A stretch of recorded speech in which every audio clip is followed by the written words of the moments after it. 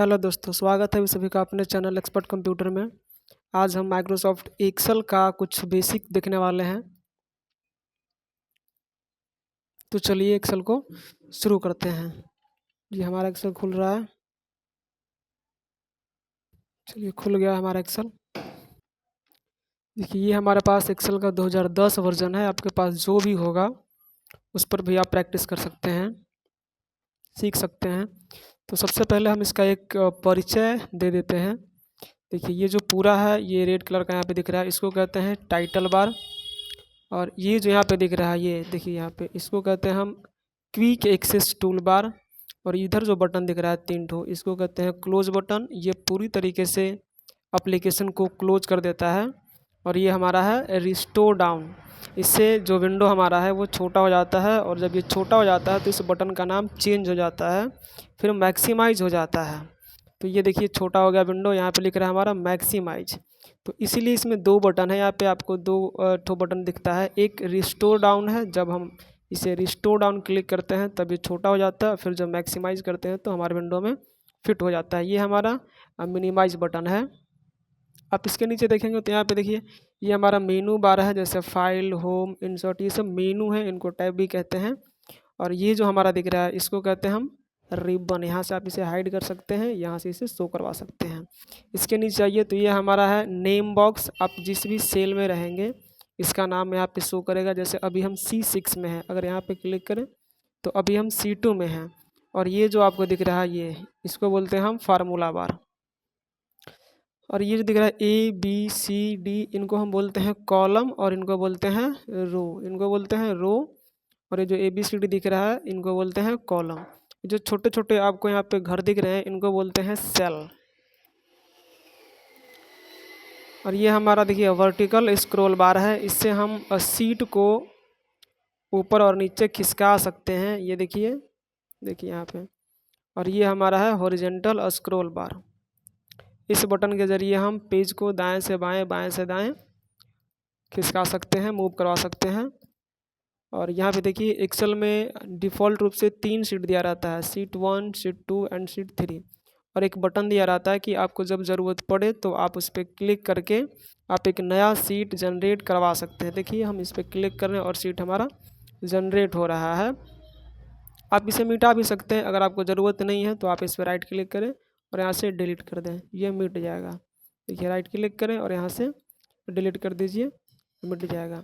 यहाँ पे आप नीचे देखेंगे तो हमारा यहाँ पे एक जूम करने वाला ऑप्शन यहाँ पे जो दिया गया है वो है जूम इन और जूम आउट बटन। देखिए यहाँ पे जूम इन है, देखिए इसको आप जूम करके देख सकते हैं, मीन्स बड़ा करके देख सकते हैं, काम कर सकते हैं। और ये हमारा जूम आउट बटन है, इसे आप छोटा करके देख सकते हैं। तो अभी हमारा ठीक है, 100 रहने देते हैं। अब इसमें हम कुछ लिखते हैं। और यहाँ पे देखिए, हाँ एक चीज़ और है कि देखिए एक एक्सेल के एक वर्कशीट में कितने रो और कितने कॉलम होते हैं तो वो आपको यहाँ से पता चलेगा। देखिए अब जैसे ही लेकर के जाइए, ट्रायंगल दिख रहा है आपको यहाँ पे, देखिए अब जैसे ही लेकर जाइएगा यहाँ पर क्लिक करके रखिए आप, तो देखिए वहाँ पे लिख रहा है 10,48,576 आर, मतलब कि 10,48,576 रो हैं। और फिर दिख रहा है 16,384 सी, मतलब कि 16,384 कॉलम है। अब देखिए यहाँ पे ये ABCD जो होते हुए गया है ये आपको 16,384 कॉलम तक गया है। और जो नीचे आया है ऐसे करके ये गया है 10,48,576 तक गया है। अब देखिए हम सबसे लास्ट वाले रो में जाते हैं। कंट्रोल के साथ आप डाउन एरो के दबाएंगे तो सबसे लास्ट वाले एरो में चले जाइए, रो में चले जाइएगा। देखिए यहाँ पे 10,48,576। कंट्रोल के साथ अप एरो के दबाएंगे तो आप सबसे फर्स्ट वाले रो में चले जाइएगा। उसी तरह से कंट्रोल के साथ आप राइट एरो के दबाएंगे तो सबसे आखिरी कॉलम में चले आएंगे। और कंट्रोल के साथ आप लेफ़्ट एरो के दबाएंगे तो सबसे फर्स्ट वाले कॉलम में चले आएंगे। चलिए ये तो रहा आपका परिचय। इसमें देखते हैं कि कैसे कैलकुलेशन किया जाता है। देखिए हम कुछ इसमें लिख लेते हैं, जैसे 1 एंटर करेंगे और यहाँ पे लिखेंगे 2। देखिए अब इन दोनों को हम सेलेक्ट करते हैं, इन दोनों का हम सेलेक्ट करते हैं। और यहाँ पे आइएगा तो यहाँ पे देखिए एक छोटा सा प्लस बनता है, पतला ब्लैक कलर का, इसको पकड़ के और नीचे की तरफ आपको खींचना है। तो देखिए अब जहाँ तक खींचेंगे वहाँ तक ये 1 के अंतराल में जो है सो आपको मतलब गिनती टाइप का आपको लिखाता चला जाएगा। हमने यहाँ से 10 तक लिया है तो दरअसल इसे बताना होता है कि आप कितना का अंतर चाहते हैं। जैसे अभी हमने 2 लिखा और 2 दूनी का 4 लिखा, तो आप यहाँ पे देख लीजिए, इन दोनों को सेलेक्ट करेंगे और यहाँ से इसे ड्रैग कर लेंगे। तो देखिए यहाँ पे 2 का पहाड़ा आ गया 20 तक। उसी तरह से अगर हम यहाँ पे 3 चाहते हैं तो 3 3 दूनों का 6, फिर इन दोनों को यहाँ से सेलेक्ट करेंगे और ऐसे ड्रैग कर लेंगे। तो देखिए 3 का पहाड़ा हो गया, फिर 4 4 दूनी का 8, यहाँ से देखिए 4 दाएँ का 40 हो गया है। तो जो नेक्स्ट हम सेल को जो है सो एक तरह से सेल को अरेंज करना देख लेते हैं कि सेल को हम कैसे व्यवस्थित करते हैं, बड़ा करते हैं, छोटा करते हैं, कैसे किया जाता है वो आप देखिए। देखिए यहाँ पे आप कॉलम पे जाइएगा, देखिए एक यहाँ पे एरो बन रहा है, एरो जो है इधर भी बनेगा आपका। देखिए अगर एरो बनेगा तो आप ऐसे क्लिक कर देंगे तो ये पूरा का पूरा जो है सो एक कॉलम सेलेक्ट हो गया, पूरा का पूरा एक कॉलम सेलेक्ट हो गया। और यहाँ पे अगर आप जाते हैं और क्लिक करते हैं तो पूरा का पूरा एक रो सेलेक्ट हो जाएगा। देखिए यहाँ पूरा का पूरा एक रो सेलेक्ट हो जाएगा, ये देखिए पूरा का पूरा रो सेलेक्ट हो रहा है यहाँ पे, समझ गए। और यहाँ पे अगर आप क्लिक करते हैं यहाँ पे, तो यहाँ से आप जितना मर्जी चाहें या जितनी ज़रूरत है आप उतना को ही सेलेक्ट कर सकते हैं या आप करें। बट यहाँ पे अगर आप क्लिक करेंगे, जब एरो बन जाएगा तो वहाँ से पूरी की पूरी कॉलम होगी और पूरी की पूरी रो होगी आपका सेलेक्ट। तो देखिए इसको कैसे हम एडजस्ट करते हैं। एडजस्ट करने के कई तरीके हैं। एक तो है कि आप यहाँ पे जाइए, देखिए यहाँ पे आप ए और बी के बगल में देखिए जो लाइन दिख रहा है इस पे जाइएगा, आपको तो एक प्लस बनेगा। प्लस को अगर आप बाहर की तरफ खींचेंगे तो ये देखिए सेल का साइज़ जो है बड़ा होगा, और अगर आप इसे लेफ्ट साइड की तरफ लेके जाएंगे तो सेल का साइड छोटा होगा। एक तरीका और है, आसान तरीका है वो, कि आप इस पर डबल क्लिक कर दें। आपका जितना भी जगह ये जो लिखा हुआ है सेल में, जितना जगह चाहिए आपको उतना अपने आप जो है सो एक्सेल उसको फिट कर लेगा। देखिए डबल क्लिक करेंगे आप, देखिए ये जो ऑटो फिट हो जाता है, देखिए ऑटो फिट हो गया है, ये ऑटो फिट हो गया है। बड़ा करना है तो आप यहाँ से प्लस ऐसे बना करके आप खींच करके इसे बड़ा कर सकते हैं। देखिए यहाँ से आप इसे बड़ा कर सकते हैं। अगर आप चाहते हैं कि हम सबको एक ही बार में फिट कर लें तो आप उसे भी बड़ी आसानी से कर सकते हैं। आपको क्या करना है कि यहाँ जैसे आप एरो बनेगा, आपको इसको सेलेक्ट करना है। ऐसे सेलेक्ट करने के बाद आपको कहीं पर भी जहाँ पे प्लस बन रहा है वहाँ पे आपको डबल क्लिक कर देना है। तो आप देखिए ये जो है सो ऑटो फिट हो गया। आप जैसे आप डबल क्लिक करेंगे वो अपने आप जो है सो फिट हो जाएगा। नीचे अब यहाँ पे देखिए थोड़ा सा कैलकुलेशन है, हम कैलकुलेशन देख लेते हैं। बेसिक हम इन सबको जोड़ना चाहते हैं, इन सारी संख्याओं को आपस में जोड़ना चाहते हैं। देखिए जोड़ने के वैसे भी आप कई तरह से जोड़ सकते हैं, बट एक्सेल में जोड़ने के लिए बहुत ही आसान तरीका दिया गया है। यहाँ पे आप जाएंगे तो यहाँ देखिए यहाँ पे आपको सम मिलेगा। यहाँ पे देखिए सम, आप इसका भी यूज कर सकते हैं, नहीं तो आप लिख करके जोड़ना चाहते हैं तो आप वैसे भी जोड़ सकते हैं। चलिए हम आपको दिखाते हैं सबसे पहले लिख करके जोड़ने के लिए। जैसे देखिए इक्वल टू लगाना है, आपको बराबर लगाना है। एक्सेल में कोई भी फार्मूला लगाने से पहले आपको बराबर ज़रूर लगाना है, ये आपको ध्यान रखना है।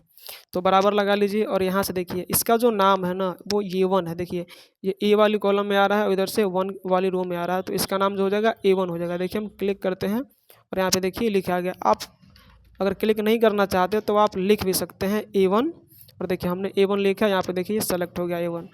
लेकिन हम वहाँ पे क्लिक कर लेते हैं, थोड़ा जल्दी हो जाएगा। देखिए plus A2 plus A3 A6 A7 A8 A9 और A10। आप चाहें तो ऐसे भी सबको लिख सकते हैं, पर अगर डेटा बड़ी है तो आप ऐसे ना लिखें। इसके लिए यहाँ पे दिया गया है, देखिए सम। आप यहाँ पे क्लिक कर लें और यहाँ से डेटा को सेलेक्ट कर लें। आपको जितना जोड़ना है उतना को आप सेलेक्ट कर लीजिए और फिर कीबोर्ड से मारिए इंटर, या फिर यहाँ पे आप देखिए ये इंटर का साइन है, इस पर आप क्लिक कर दें, तभी भी आपको रिजल्ट मिल जाएगा। अगर आप सब कुछ सम जो है सम फार्मूला जो है आप अपने से लिखना चाहते हैं तो उसके लिए आप लिखिए बराबर, फिर ACM सम ब्रैकेट लगाएं और देखिए A1 से हमको जोड़ना है तो A1 लगाएंगे और यहाँ से लगाएंगे कॉलम का साइन, और फिर हमको जोड़ना है देखिए D10 तक, यहाँ तक D10 तक जोड़ना है तो आप लिखिए D10 और ब्रैकेट को कर दें क्लोज और फिर करें एंटर। फिर भी देखिए हमारा रिजल्ट जो है 550 मिल गया है। तो दोस्तों ऐसा कुछ हम बेसिक कैलकुलेशन करते हैं। इसी तरह से आप घटाव भी कर सकते हैं। जैसे देखिए 550 से 55 को घटा देना है तो आप बगल में आइए और यहाँ पे लिखिए बराबर, या तो आप 550 लिखिए, लिखना चाहते हैं तो 550 फिर माइनस लगाइए और फिर लिखिए 55। ये भी एक तरीका है। दूसरा तरीका है कि आप 550 वाले सेल में क्लिक कर लें, माइनस लगाएं और फिर 55 वाले सेल में क्लिक कर ले, फिर कर ले एंटर, तब भी देखिए रिजल्ट आपका हो गया है। उसी तरह से अगर आप गुणा करना चाहते हैं तब भी कर सकते हैं। बराबर देखिए 55, यहाँ पे जो गुणा का जो साइन है यहाँ कीबोर्ड में आपको स्टार करता है, देखिए गुने 550, एंटर कर लेंगे रिजल्ट आ जाएगा। बराबर उसी तरह से अगर आप नहीं चाहते लिखना तो देखिए यहाँ पे 55 वाले सेल में क्लिक किए E10 और फिर गुना और 550 वाले में कर दिए एंटर, देखिए रिजल्ट वही आ रहा है। उसी प्रकार से आप भागा कर सकते हैं। जैसे देखिए 550 में लगाना है 55 से, तो बराबर लगाइए, यहाँ पे लिखिए 550 भागे 55, एंटर कीजिए, देखिए 10 आया। देखिए बराबर 550 भागे 55, देखिए 10 आया। तो उसी तरह से जो है सो आप जोड़ घटाव गुना भाग इत्यादि कर सकते हैं। आप इसमें परसेंटेज भी निकाल सकते हैं। देखिए बराबर हमको चाहिए कि 550 का 55% कितना होता है, तो देखिए निकालिए आप 550 का 55%, एंटर कर दीजिए, देखिए आ गया आपका 302 रुपया 50 पैसा। आप ऐसा भी कर सकते हैं,